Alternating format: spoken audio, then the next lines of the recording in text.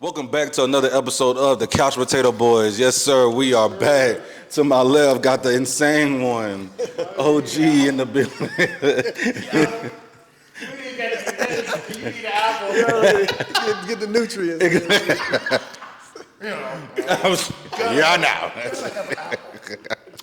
to my far right, my dog, the shooter, Marty the boss is in the building. Sir, we back. And today we got a special guest, super special guest, country music star in the building.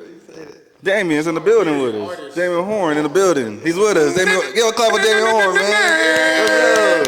Damien Horne's in the building. He's in the building with us. What? That's when you hear that? There, they paying homage to Mr. Horne. Thanks. Get this shit straight now. No, thanks. Oh, man. That's awesome. Man, I'm glad to be here, man. Yes, sir. How you been, man? I'm good, man. I'm good. You know, like still doing the music thing, Yes, still sir. pushing forward, so it's all good. You know, and I'm with you guys today, so it's Yes, it's sir. all Man, good. we It's appreciate all you spending some Thanks, time bro. with us, man. Yes, Like, sir. We appreciate It's it. a blessing. Yes, Yeah. sir. So let's get to it, man. Where you from, man? Tell us a little about your upbringing. Okay, so originally I'm from Hickory, North Carolina. So not, okay, cool. not far from here. You know, a lot of people don't know where it's kind of in between Asheville and Charlotte. Our claim to fame when I was growing up, you know, it's a furniture town. So, you know, Word. furniture factories, Okay. textiles, nothing to write home about. But Gotcha. I grew up there. I'm from a big family. I'm one of 12 kids. Oh, like, word. yeah, I'm in the middle of that litter. And yeah, I grew up there, man. You know, I kind of grew up, you know, a lot of stories that you hear, you know, raised by a single mother. Two of my older brothers, you know, were murdered as I was growing up. Two of my younger brothers incarcerated. So you kind of grew up in that kind of, that, you know, that lifestyle. But man, like, man, I found music at a young age, and that was my maneuver out of all of that. So, Got you. How you end up here? so yeah, I ended up here. I graduated, which is a long story in itself. But like, I initially went to LA. I graduated high school. When I left high school, I went to LA. I was like, man, I'm going to pursue the music thing and acting. I wanted to do that whole nine.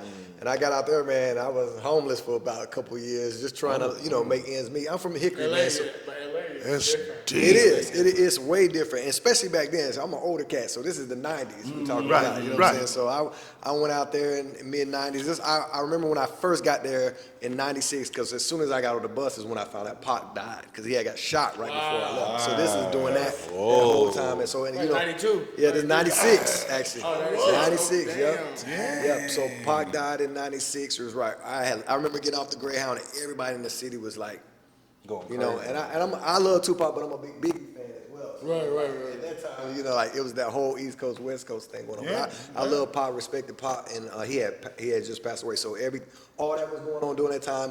Also in the mid '90s was big, like, you know, gangs was a huge thing. You know, kind of around in that thing. You know, blood strips, you know, white fence, all that kind of stuff. So when I got there, you know, I was, you know, this country boy from Hickory, North Carolina. I ain't know nothing about no big cities and nothing. And like literally when I started talking, they'd be like, country. So everybody out there called me country because they didn't know my name, but they knew my accent. They was like, dude, this dude from country. So so I stayed in homeless shelters and did squats and, you know, stayed in squats, was like abandoned buildings and that stuff for a while. But you know, like just navigating those neighborhoods, because certain places you couldn't be, you know what I'm saying, without, you know, if you didn't bang or whatever.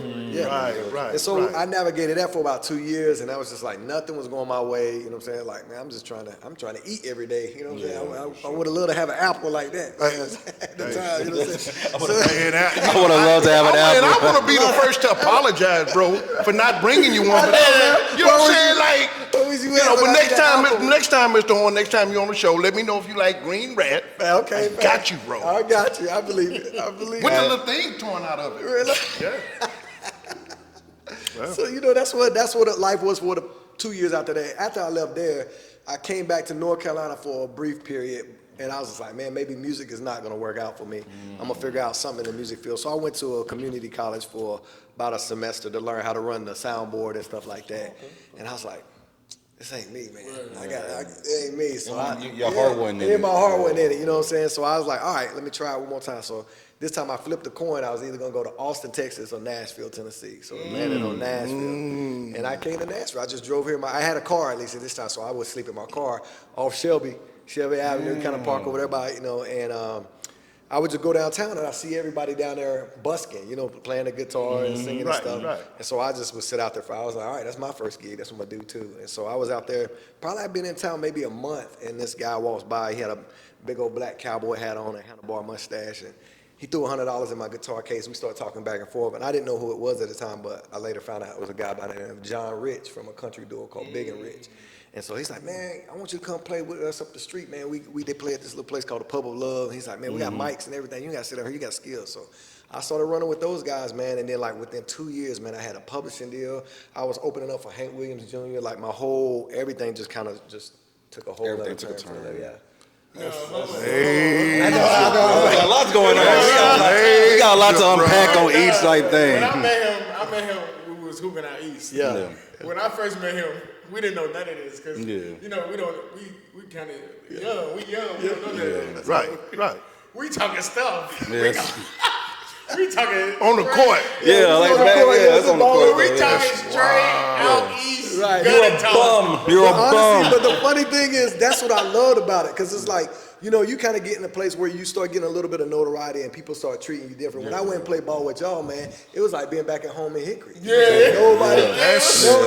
No respect shown. That's deep. That's deep. Yeah. We get You can be yourself. Yeah, for real, facts. And I was like, this felt cool. Yeah, This felt good. this was in your element. Yeah. So when we was in there, I'm like, all right, bet. So the whole time I didn't know this. So one time I went to a show, I'm like, all right, bet. I seen all these people. I said, what the? But it was at, I think it was at 5 Spot. Okay, yeah.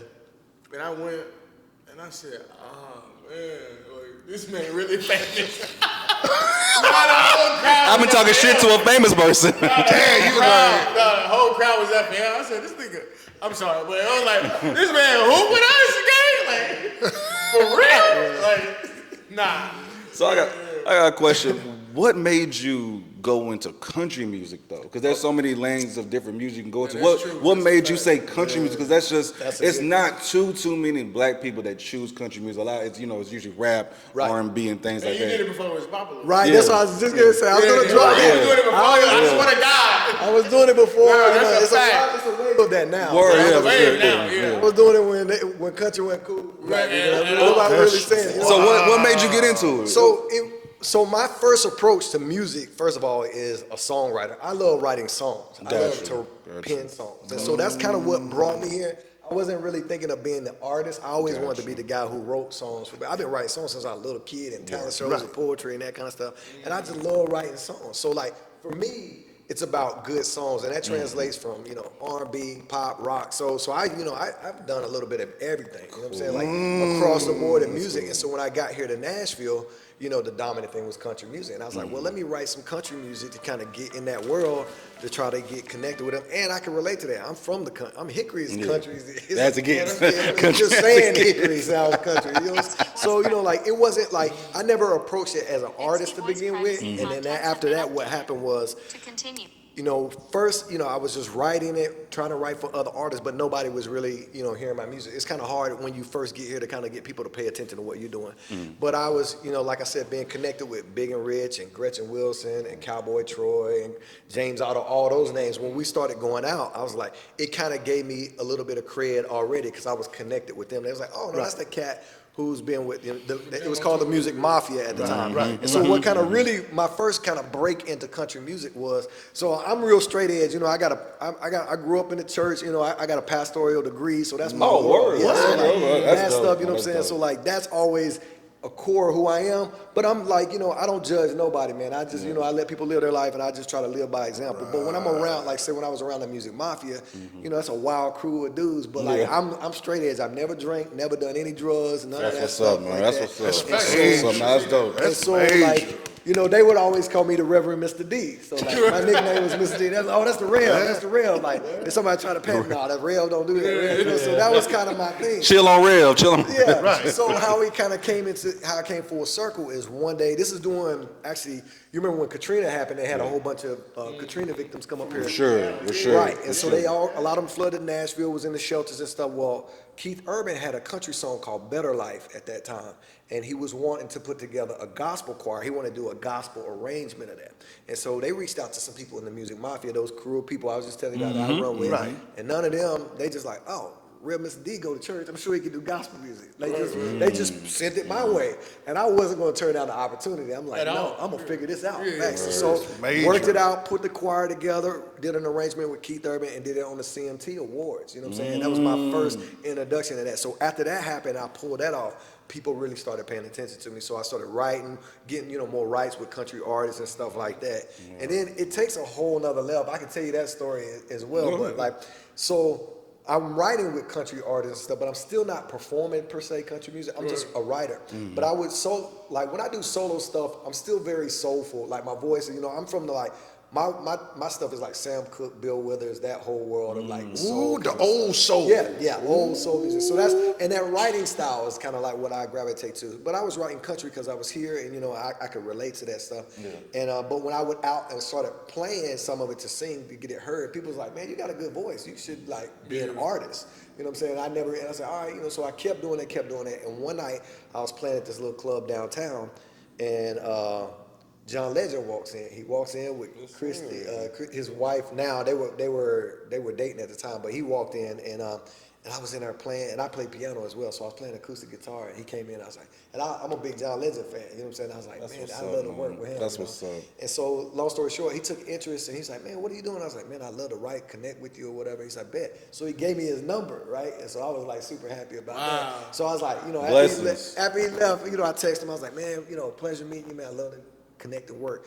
And then months, I ain't never hear nothing back. But I didn't want to germ on him like that. So I didn't do it like that. Then that summer, I ended up doing a little show in Austin City Limits called the show in Austin called Austin City Limits. And he played the bigger stage. I played the smaller stage. So we connected again. He's like, yeah, man, we got to connect.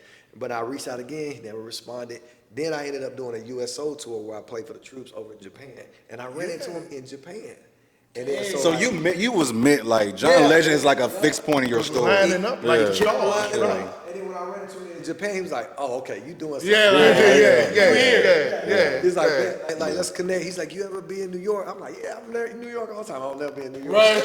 Yeah, Hey, that's not that. I can get there. I will be there. Literally. You tell me when. Like, hey, I'm pulling up, bro. So, I met a friend who let me crash at her crib for like 6 months. I went up to New York and Brooklyn just so I could be around John Legend and connect with his camp more. You know what I'm saying? So I was writing. Long story short, he offered me a deal with his label when I was there. And this is when he was working on a Wake Up album with The Roots. And so he's like, and when they came into the studio, he's like, yeah, this is my new artist, Damien. So I was like, I'm in there. He already introduced me to this new artist. And so, long story short, after all that kind of happened, at the same time, I was still writing country music. And I was writing with this girl named Krista Marie, who's on Broken Bow Records, and then a guy named Nick Hoffman, who played fiddle for Kenny Chesney for 12 years. And so we wrote this song together called Home Sweet Home. And we demoed it. We was gonna pitch it to like Little Big Town, like some other country groups, Lady Antebellum or something like that. And somebody heard the demo. Actually, Mark Oswald heard the demo. He's like, no, y'all need to be doing that. He's like, man, dude, you got a fiddle player, a hot chick, a black dude, and it sounds awesome. He's like, ain't nothing like this in country music. Y'all should do it. So I was kind of like in that world was like I could go the John Legend route. I could do this thing at Warner Brothers, and Warner Brothers offered us a really good deal, a really good upfront, bonus and everything. And it just made more sense for me to go that direction. So I ended up doing the deal with them, and we created a country group called The Farm that was on Warner Brothers for about 7 years. And so we did that. We had we had a top 40 and a top 20 at country radio, and toured, did all kinds of stuff. Like and this is before but there was a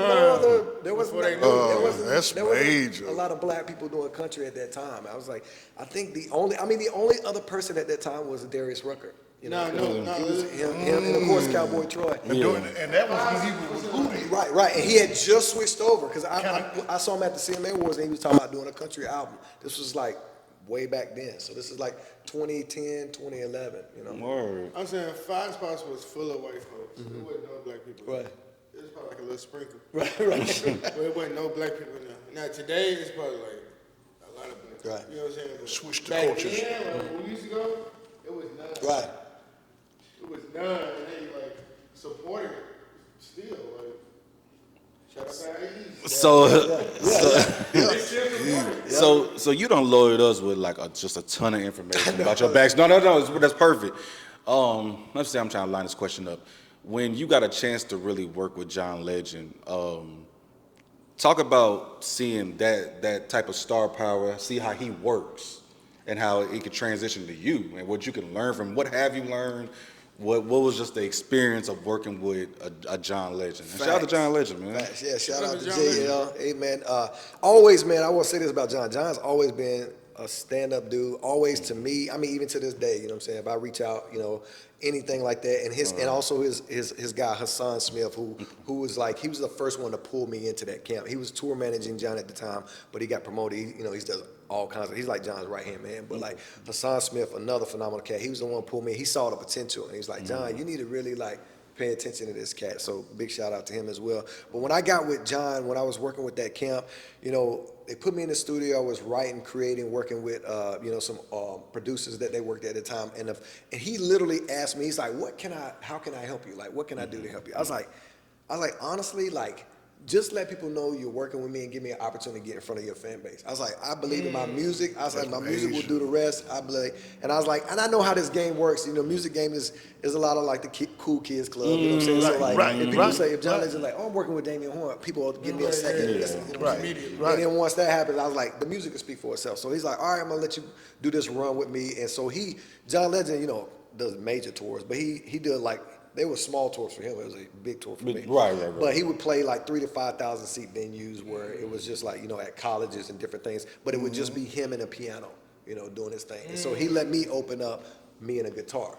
And a lot of times people would say when I would do my own thing, they'd be like, man, you sound like John Legend, but with a guitar. So it fit really well. But I remember the first show I did with him was in Rochester, New York. So like kind of upstate New York. It was in Rochester. And we were sharing the dressing room. I remember because we were watching the basketball game. This is when LeBron was on the Cavs still. You know what I'm saying? He was watching the game, and we were just sitting there, me and John. And I'm sitting there just like looking at John, like just basically just mimicking everything he do. Trying to be like him. You know what I'm saying? He went in the back, and I heard him doing his little vocal warm up, and he left out the room. So I went and did the same vocal warm up. You know, I'm copying everything he doing because I'm trying to learn from the best. You know what I'm saying? I feel you though. I'm just trying to, you know. And the one thing I'll say about him, and stuff I've done, I've never heard like, you know, I played a gig last night. You know, sometimes your voice gets worn out, you crack. It's just part of what comes with it. But like, I've never heard John Legend hit a wrong note. I never heard him sing a wrong note. The dude is like. He's so sharp with it, you know what I'm saying? And I always say that. But anyway, we were sitting in the dressing room, and I remember one of my favorite parts about it, like this big old, like edible, like floral arrangement came, and they just brought it. He said, "This is for Mr. Legend." They set it down on the table. And we were both like sitting like this. So I'm watching the game, and so John just kind of leans over, and he's just grabbing the fruit, eating it, and then he just grabs the card, and he's watching the game, and he goes, "Oh, this is for you." So one of my peeps knew that I was opening for John, and they sent me that, and so it made me feel Hey man, you stealing my stuff, man. So John was eating my apples and everything. He was still gonna get them apples, and I was like, but no. And then so after that happened, went out to play the show. I walked up on the stage, and I still got up my set list in a frame in my house because it was like that was a big moment. It's like the first time I opened for John Legend. So like. I went out on the stage. You know, lights was dark. It's about anywhere from 4,000 to 5,000 people there, and the lights are dark, and then the spotlight comes on the mic, and the mic stands just right there, and everybody's screaming, and I would just walk up to the mic. I was like, I bet y'all thought it was gonna be John Legend. Everybody started laughing, and I played the set, got a standing ovation. John was like super impressed, and that was kind of like the beginning of us doing. But like I learned so much from him. Just man, if anything, I learned. Man, the business side, you know, just listening to him, like he would talk to me about millions, like we talking about 5s and 10s, you know what I'm saying? So it's just like, and understanding that, he's a smart cat, understanding that and image and how that played a part in what I'm doing. Cause like, you know, I grew up, you know, mainly in the 80s and early 90s, you know, baggy jeans, clothes, cornrows, you know what I'm saying? And John's like, hey, this camp is the image, that's not our image. Word. So it's like I had to learn how to fit the branding of what they were very clean cut. That's why my jeans are slimmer to this day. You know what I'm saying? It's like more fitted clothing, and they're like, hey, you got a good body, you gotta accentuate that. You know, baggy. I was baggy jeans, cornrows. I look like, you know, more like D'Angelo than I did more like exactly. Than John Legend. But his camp, his branding. But I didn't really think about that stuff before. But getting with his camp, you learn how all that plays a part in like in growing what you're trying to do, your branding, your image, and what you associate yourself with, and things like that. Well, let me ask you this, Mr. Horn. I'm hearing so many first stories, and I really feel, you know, I don't want to take away from the question. When did you know you were a trendsetter? It's funny because I don't even know if I still feel that way. You know what I'm saying? Like, But see, that's humble. What? yeah, it's funny. I don't know if I just know what I know I do is like, man, I look at what works. I'm good at like watching people. You know what I'm saying? Like, I'm not one of those people. Some people are like, man, I have to like experience it to know if it works for me or not. And I'm better at like, I can watch. I'm like, okay, that worked for him. That didn't work. That didn't work. And I can kind of take the things that work and then start Learn from other people's experiences. Yeah. It kept me out. It's kind of what helped my career move quicker and kept me out of a lot of craziness. And even growing up, you know what I'm saying? Like I said, I grew up. All my brothers, most of my brothers were dope boys. You know what I'm saying? And so it's just like I'm watching. Okay, they're getting locked up. They're getting killed. I was like, I can't go that route. And I never had to really like pursue that in order to figure that out. You know what I'm saying? Some people do. You know, it's just everybody's journey. Right.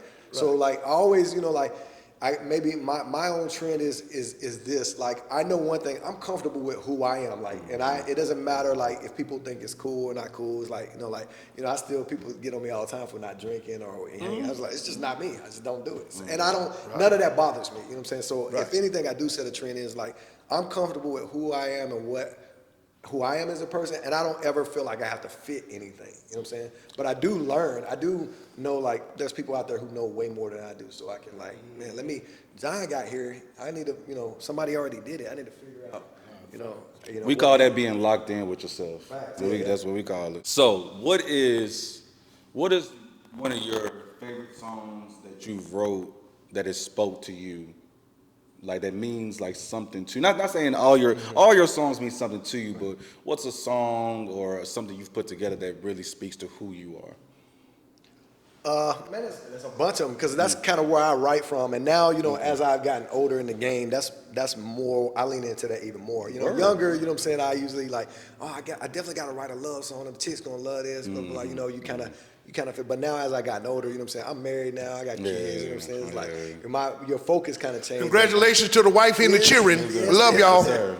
And so, so now my focus, it's always kind of been a positive end, but like I lean into that even more now. So like, I've done stuff like I have a song called Heart of Africa that I wrote when I went to Africa for the first time. I went to the Sudan, and I literally teamed up with my boy Big Kenny from Big and Rich, and we built a girls' school in the middle of Sudan. That's what's so it's like, and I wrote a song called Heart of Africa that just talks about the joy and the love that these people have when they don't even have shoes or clothes or barely eat, but they like way happier than we are here. Like, we got so much stuff and everybody's like miserable. You know what I'm saying? So I wrote about, but that's the kind of stuff I like to write about and things. So that kind of impact type stuff. So songs like that. I have a song called Shine that was featured in this movie called Chloe and Theo, and it's just kind of basically taken from, you probably heard the quote in like Killer B or Coach Carter's like, our deepest fear is not that we're inadequate, but we're powerful, and we all have an ability to shine. So that was featured in this movie called Chloe and Theo as the featured song. So like songs like that stuff means something to me, and that's kind of what I want to leave now. It's more what I'm focused on. So I tend to write from that space more than anything. So I'm a person who is real intrigued with the grind of things, the process of things. I can't. What?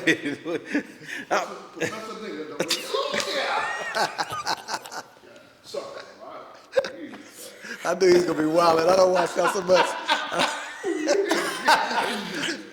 Sorry that I'm using my vocabulary today. No, for me, I'm always wondering like, how much time do you spend in the studio writing your music, going back and going over the verse and seeing that this can't fit in this song now, I gotta redo it or redo this verse? Like, how much time do you actually spend in the studio in writing? Man, it feels nonstop, honestly. It feels nonstop. It's like, and for me, it's seasonal, you know what I'm saying? Like, different people do it different ways, but like right now, like from like early spring to like fall is more like live playing. You know what I'm saying? It's more, I'm more like, right now I'm in the middle of more playing gigs, you know what I'm saying?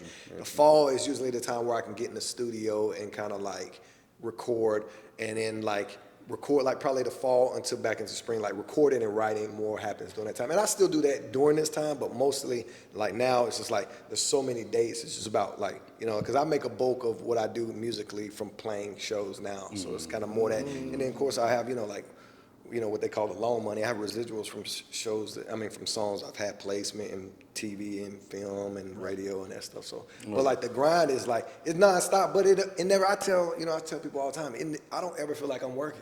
I don't ever feel like I'm working. That's what you know. This is not used to you. This is what you're supposed to do. I get up every day and do what I want to be doing. Yeah, exactly. Yeah. So it's like, so it never feels so. It is a grind because you gotta keep doing it, but it don't feel like a grind. I guess it's. I remember times grinding where like I'm working 2 jobs, third shift, getting out working that, and then like doing this, and then trying to go to school. It's like that felt more like a grind than this, and it's like 24/7 too. So. Yeah. I got this one thing, and I'm saying to myself, I said, all right, well, Mr. Horne, he's done country, he's in the country, which is definitely different.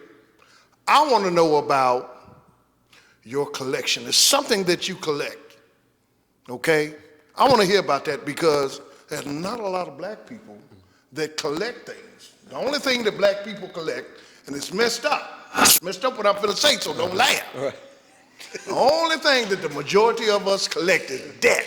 But with that being said, I want to know, like, one of the things that you collect on your spare time, just kind of, I'll tell you what I collect, and it's anti-debt. This is what I'm big in stocks, man. Oh, word. Yeah, this is so I'm Mr. Horne. Hey, man. You just became his best friend. Oh, for real. No, I'm big in stocks, man. I don't have any debt. All my debt's paid off, and every spare penny I got is going into real estate and stocks. That's what I do. Like, so whenever I'm not playing, I get up every morning, Monday through Friday, and I day trade every day. And that's my side hustle.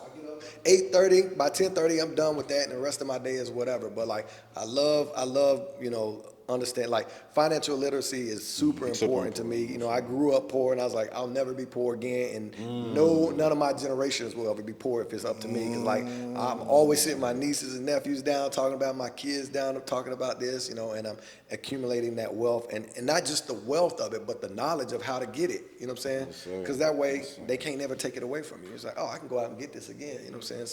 So that's what I collect. I'm collecting Tesla stock. I'm collecting Apple stock. I'm just those. That's my collection. Like Nvidia. I'm just like continue to do that stuff. That's major. That's major. Let's pivot for a second. Let's talk about you as a father. How is it being a father and a husband? Okay. And work while working and being an artist. That's a good question, man. Because I never thought.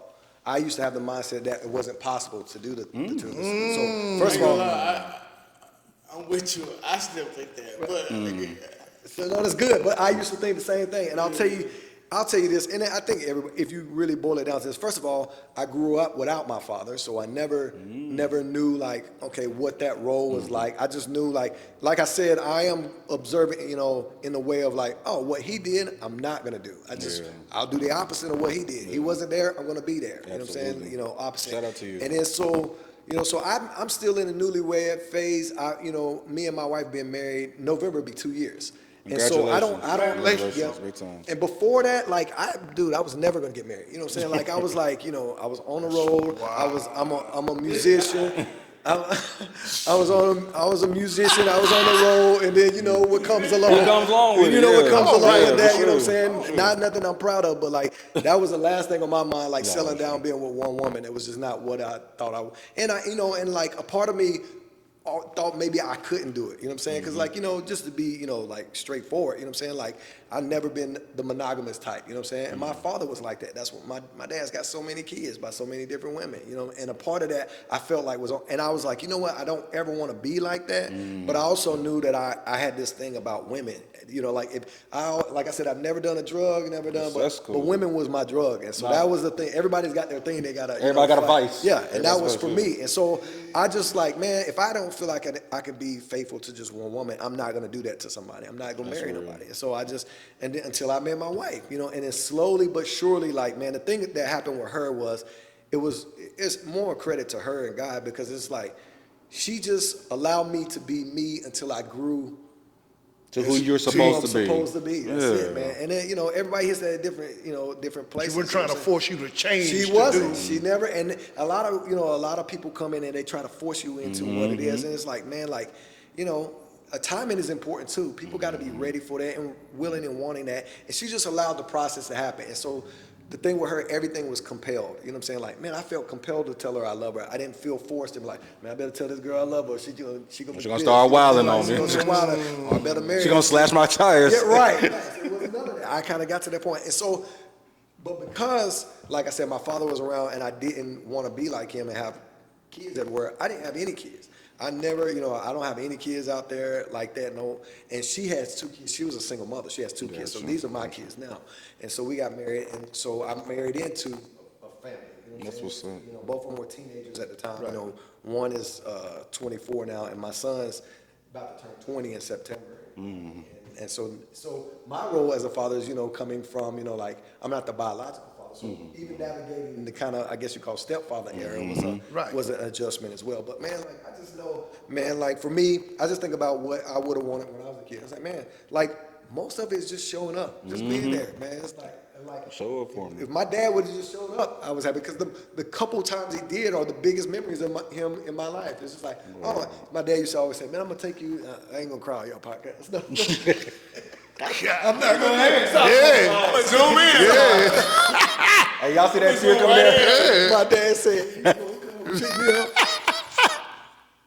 He said he's gonna come take me fishing. He ain't never come. That nigga Drake said he didn't show up. He never came back from Walmart like he said he was. He never came back. So I was like, you know what? I'm gonna show up. Yeah, you know, that's the first easy thing I knew I could do. Was like, man, I can show up. Just show up. And then I start learning more about each of them, and then, you know, getting involved with their interests. And now we all have our own little relationships, which is really cool. That's so cool, man.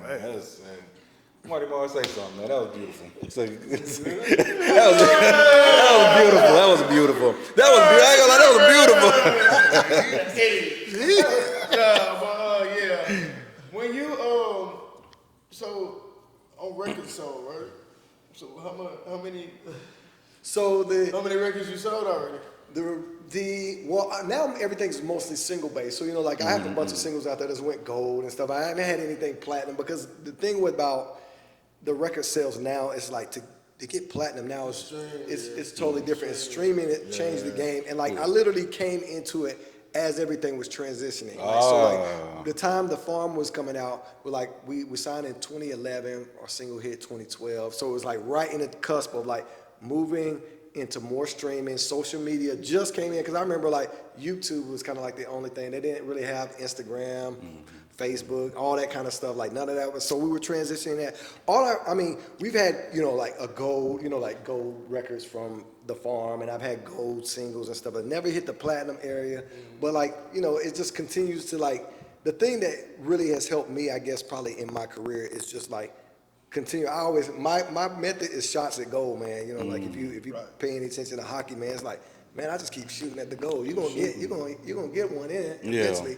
And so it's like the culmination of what I've done is what has really like helped me as far as establish myself as an artist and like, you know, make them loan money. You know what I'm saying? Get that mailbox money. You know what I'm saying? It's like, man, I got songs in film. I got songs in television.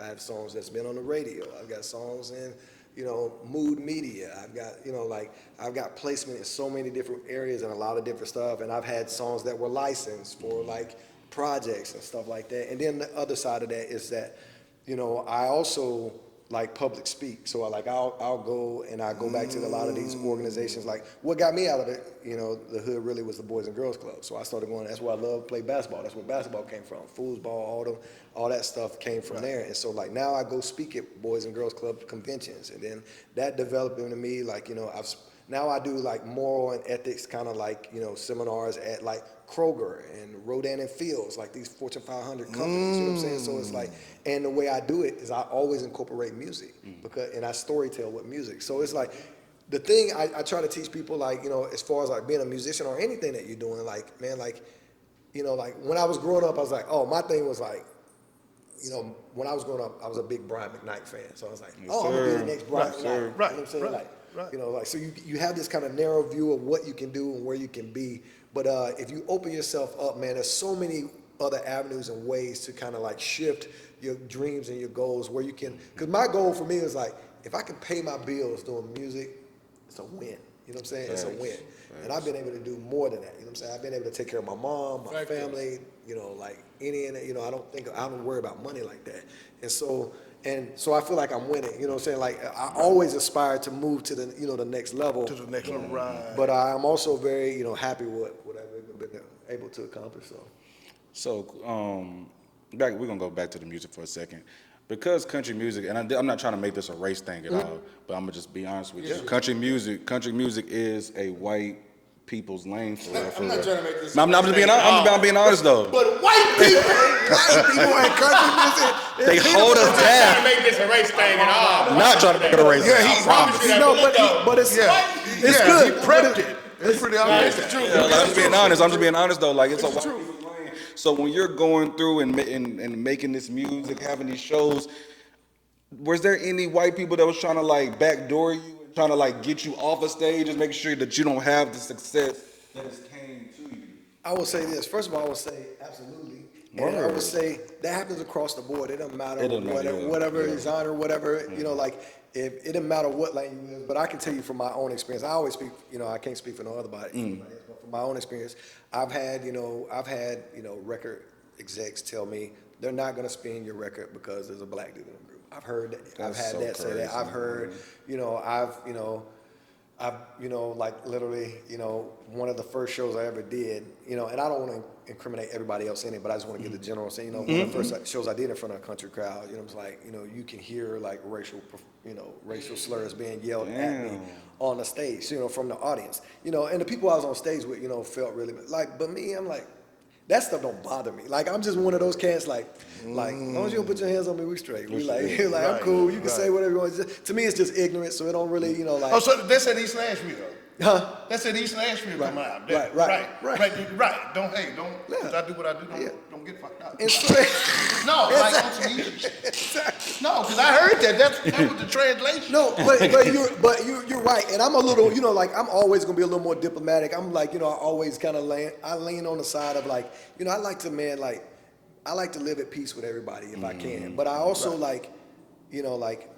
There's a, you know, scripture said there's a time for peace and there's a time for war. You know what I'm saying? So like, you know, like, and I don't get to that point very often, but I sometimes, you know, it's just like blessed are the peacemakers. You know what I'm saying? Yes. And not peacekeepers. Peacemakers is different because sometimes it takes war to make peace. You know what I'm saying? And so like That's a bar. and so Sometimes like it takes a war to make peace. it does. I'm gonna go wreck some shit. As soon as we can leave it, I'm gonna go wreck some shit. I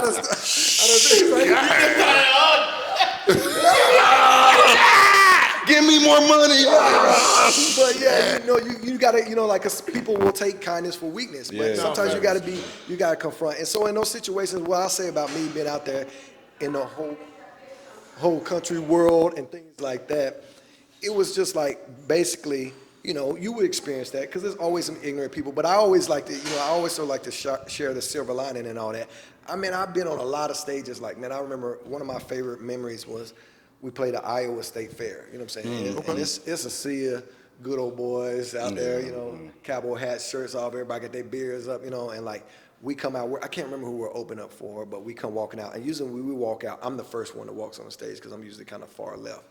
And so, like, so I'm like, I'm the first thing that walks out, and everybody's face is like, you could just feel it, like, you know what I mean? And this is thousands and thousands of people, you know what I'm saying?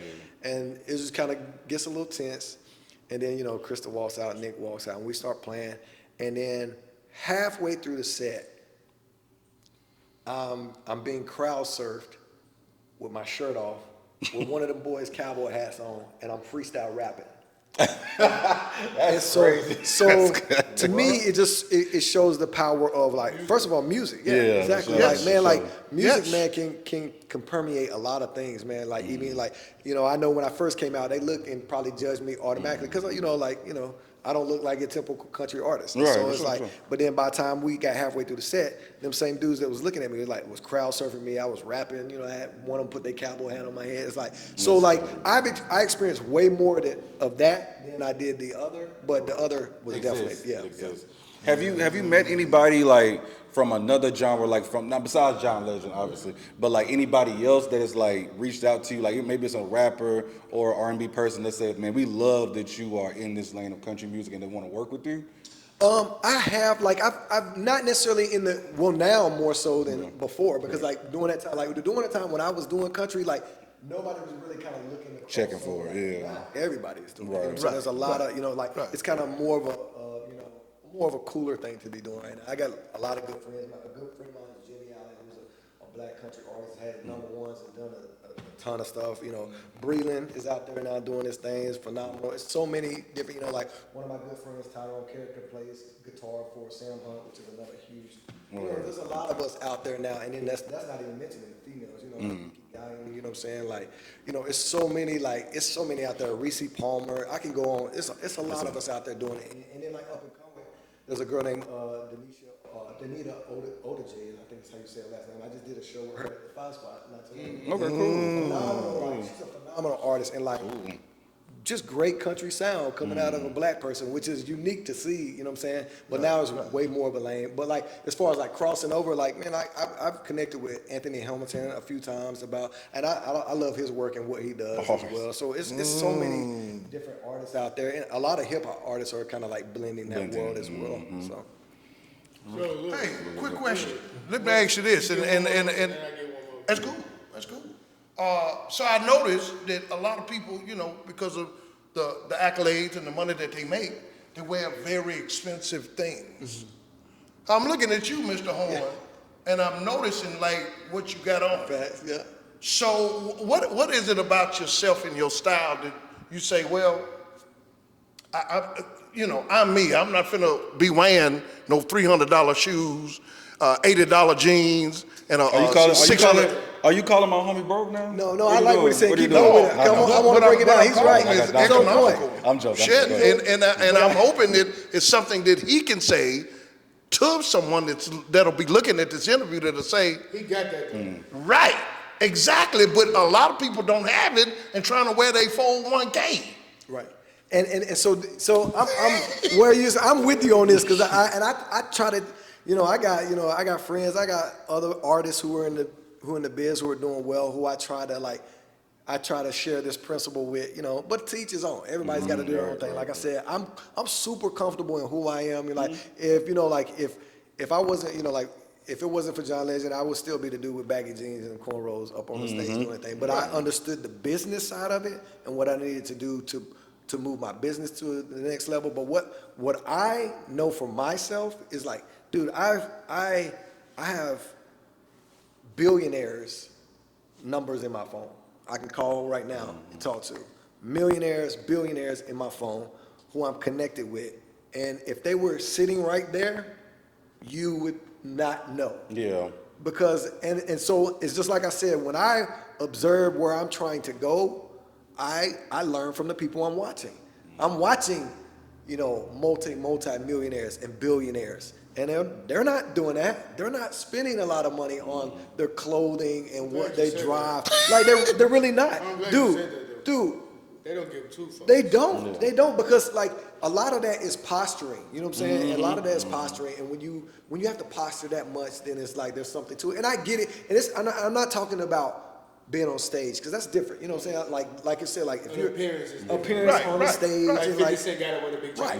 Yeah, it's a part of it's part of his image. Right, exactly. I get that. That makes sense. But like when you and I ain't gonna name no names, but I know rappers personally who like I give money, who got millions of followers, who got all that you can see in the video, but they can't pay their mortgage. You know what I'm saying? It's like, no. That's nasty. And that's just that's nasty work. And that's sad. That's nasty work. Extra sad. That's nasty work for real. So like for me, I'm always like at the end of the day, I'm a country boy through and through in the sense of this. Like I never had a lot growing up, so I got really comfortable with not having a lot. You know what I'm saying? And so like, I rather spend, now what I will spend the money on is like, I love to travel and do things. You know what I'm saying? It's like, you know, if me and my wife went to Hawaii just recently, but right before that we went to Paris. If I want to go do something, I don't have to think about that. You know what I'm saying? It's like, We gone. you know, I can go do that kind of thing. And so that's where I tend to put my money. I'm not, but some people are closed people. I'm not necessarily that. You know, I know what I got to do for a show and what that, you know what I'm saying? But like, that's just never been my thing. But also me, even above that, it's just like one of the things I understand with financial literacy in order to kind of attain the kind of wealth that I want to have. Because like I said, I talk to billionaires, not billionaires, billionaires. That's a whole Get your shit on. nother. That's a Shit whole on. nother level. It's Get in a there. whole, and these billionaires I'm talking about, dude. No, for real. They come in here right now, they'll be wearing some Walmart. You be like, what is this dude wearing? Like, I thought the same thing when I looked at him. Yeah. And then these dudes, then you go back to their homes and like, and the businesses they own, and you find out about them, you're like, you would never know. You know, it's kind of like when you say, you can't know why we balling, we didn't even know. Now, I do the same thing with these billionaires. But it's a couple of people like that at the Y too. Right. A few people like millionaires, we need Yeah. and we going crazy on them. Right. Shut the fuck up. Right. But they millionaires. Right. Like, On the court. On the Right, court, right, right. Yeah, that's nothing personal. It's just basketball. Damn. But ask yours so we can get it. No, I was saying, ask the last question. Go ahead. Me? Oh. So, to wrap up the show, we always ask this question. You back when you were, let's say, 12, 13, 14 years old, what is the you now? What would you tell that boy back then? That's a good question. I think, if anything, I would tell him to continue to trust his instinct, trust God, and man, try to eliminate the fears quicker. Because I think fear is what stopped me from progressing a lot quicker than I could have. Like I was terrified as a kid. You know what I'm saying? Like I said, I grew up, two of my older brothers murdered, two of my brothers incarcerated, and I just lost another brother about 3 years ago, murdered. So it's just like, I was growing up in that, and I was like, man, that's my house, that's my home, that's my peeps. So it's like, that could happen to me at any time. So I was so afraid at a young age of everything, and it took me a while to overcome that. And then, but you know, I graduated, went to high school, and that's why I was like, I'm just gonna make a big jump, and I just went straight to LA. And I feel like fear a lot of time, and it's just really all the things that come up here, man. And so it's just like, if I could just would have got past that a little sooner. But honestly, I would tell myself, you know, to trust, man. My instincts and like kind of what was in me already was already there. It was already there. I just needed to trust it quicker. And but like, I wouldn't change anything, because I think all of it like Made you who you are made me today. who I am, man. It played out well, you know. So. You know what? That's the perfect way to wrap up this interview.